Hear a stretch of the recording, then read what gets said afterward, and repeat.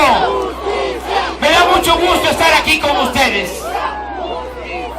No es cualquier elección la del 1 de julio.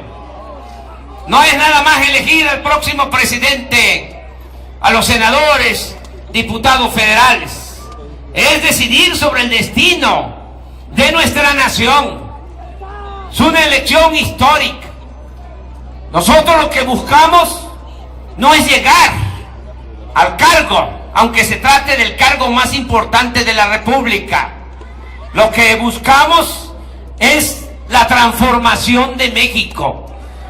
Hay que tener en cuenta que solo han habido 3 transformaciones en la historia del país: la independencia, la reforma, la revolución, y nosotros vamos a llevar a cabo la 4ª transformación de la vida pública de México.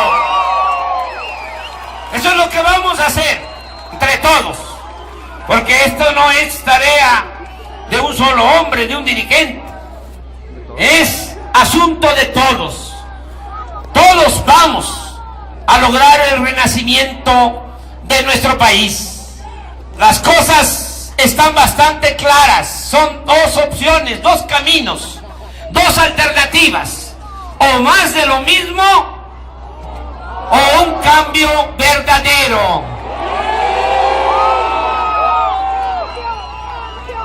Y eso es lo que hay que decirle a la gente, decirle a todos, a esos que todavía no se deciden. Hay que decirles: ¿qué quieres? ¿Más de lo mismo? Nada más te voy a sintetizar, a resumir qué es más de lo mismo. Es lo que ya estamos viviendo y padeciendo: más corrupción. Eso es más de lo mismo. Más inseguridad, más violencia, más desempleo, más injusticias. Eso es más de lo mismo. Si tú quieres eso para tus hijos, para tus nietos, que sepas que hay otro camino. Que no vayas a decir el día de mañana que no sabías que había la posibilidad de un cambio verdadero. Y decirle a la gente qué es el cambio verdadero, y decirles con firmeza, con la seguridad de que así va a ser.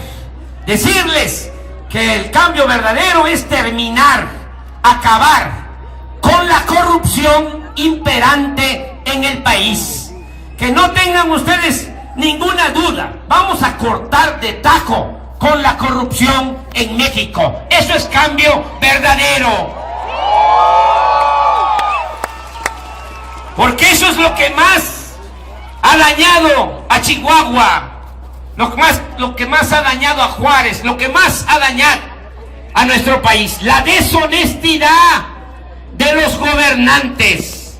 Eso es lo que ha dado al traste con todo. Esa es la causa principal de la desigualdad social, de la desigualdad económica, y es la corrupción también lo que desató la inseguridad y la violencia. Me dicen que si se van a aplicar reformas estructurales, porque están pensando en la agenda que nos imponen desde el extranjero. Sí, yo quiero reformas estructurales, pero en esa agenda el primer punto va a ser el combate a la corrupción. Eso es lo que vamos a llevar a la práctica. Y esto nos va a ayudar mucho, porque si combatimos la corrupción, vamos a tener fondos, van a haber recursos para que haya desarrollo y para que se generen empleos. Tenemos que tener en cuenta que la violencia en Juárez, la violencia en Chihuahua, la violencia en el país se desató fundamentalmente por la falta de desarrollo, por la falta de trabajo, por el abandono a los jóvenes, que se les cerraron las puertas, que no se les dio opciones alternativas de trabajo y de estudio. Tenemos que atender las causas que originaron este grave problema de inseguridad y de violencia. Y para eso necesitamos tener presupuesto, y lo vamos a lograr combatiendo la corrupción, porque es mucho el dinero del presupuesto que se va por el caño de la corrupción. Siempre nos dicen que no hay presupuesto para todo. Esa es la cantaleta. No hay dinero, no hay presupuesto, y sí hay, y bastante. El presupuesto de este año es de 3.700.000.000.000 de pesos. Nada más. Hagan una cuenta, una división. Si ese dinero, que es de todos, que es del pueblo, que no es del gobierno, no es de los funcionarios, se dividiera en partes iguales, somos 28 millones de familias en el país, alcanzaría para entregar 11,000 pesos mensuales por familia. Y eso no sucede, porque la mayor parte de ese dinero siempre se queda arriba, se utiliza para favorecer a traficantes de influencia, para favorecer a políticos corruptos, y al pueblo nada más le entregan migajas, y eso en esta temporada cuando necesitan los votos. Por eso, al terminar con la corrupción, vamos a ahorrar, no vamos a permitir la corrupción. ¿Qué es lo que hacen? Ustedes lo pueden constatar. Hacen una obra que cuesta 10 millones, la cobran en 30.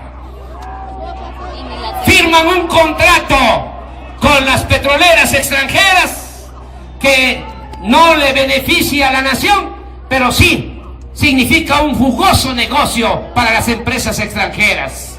Ya no va a haber nada de eso.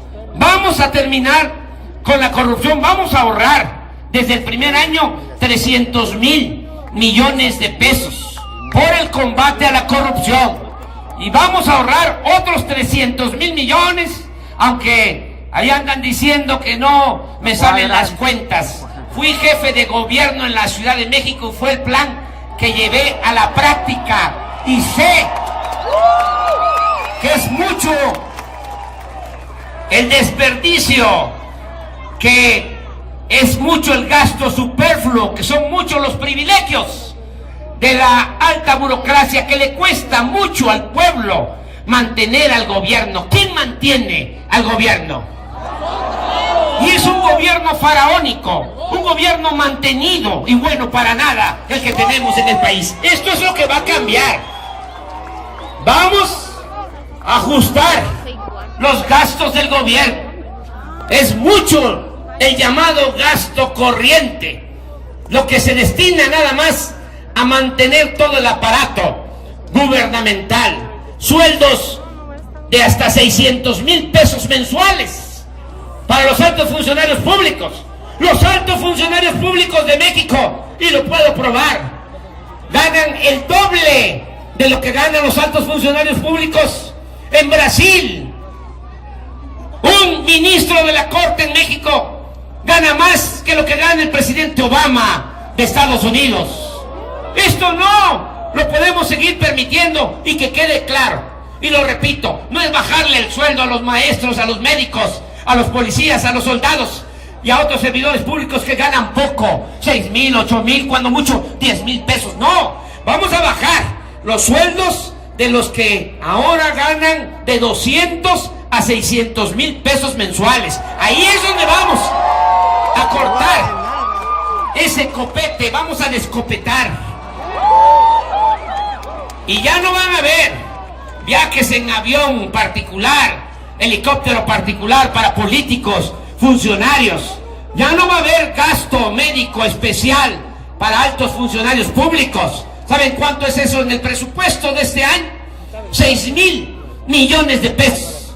Nada más la atención médica en clínicas privadas donde se atienden los altos funcionarios públicos, diputados, senadores, jueces, magistrados, ministros, directores generales, subsecretarios, secretarios.